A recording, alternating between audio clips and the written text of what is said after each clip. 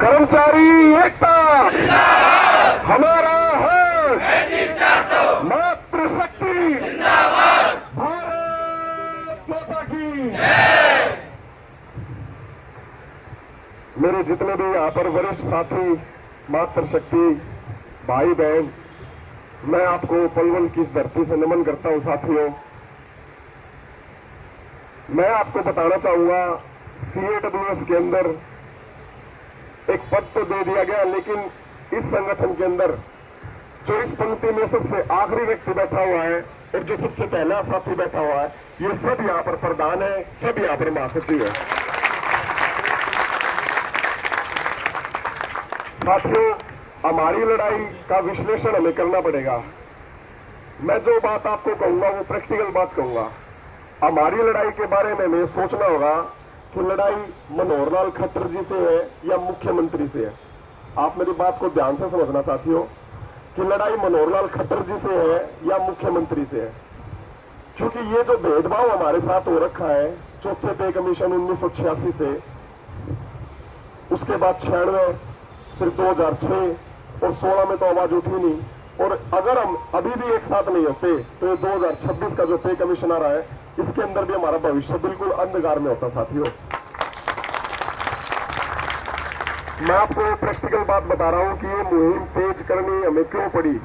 क्योंकि आने वाले पे कमीशन के अंदर जो फिटमेंट फैक्टर वो यूज होगा, अगर हमारा पे रिवीजन नहीं होता तो हमारा भविष्य बिल्कुल अंधकार में था। साथियों, बिल्कुल अंधकार में। इसलिए आप किसी पर व्यक्तिगत टिप्पणी ना करते हुए, क्योंकि सभी संगठन बहुत अच्छे हैं साथियों, सभी संगठन, कोई संगठन बुरा नहीं होता और कोई संगठन बुरा नहीं होता। कभी कभी उसमें काम करने वाले जो प्रतिनिधि नेता होते हैं वो दाएं बाएं विचलित हो जाते हैं।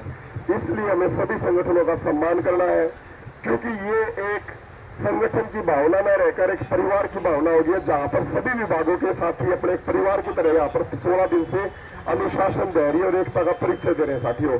और सबसे बड़ी जीत तब मानी जाती है जहां पर एकता, अनुशासन और परिवार की भावना आ जाती है। क्योंकि आपने देखा होगा, आंदोलन के अंदर इतना तनाव हो जाता है, लेकिन हमारे आंदोलन के अंदर जहां फ्री मेल साथी 3500 की मेहंदी लगा रहे हैं, कोई रक्तदान शिविर कर रहा है, कोई बाढ़ राहत कार्यों में अपना सहयोग कर रहा है, ऐसा आंदोलन इतिहास में कभी भी नहीं हुआ साथियों, कभी भी नहीं हुआ। ये आंदोलन हमने ही शुरू किया, ये आंदोलन सरकार ने शुरू करवाया है, उसकी हठधर्मिता के कारण।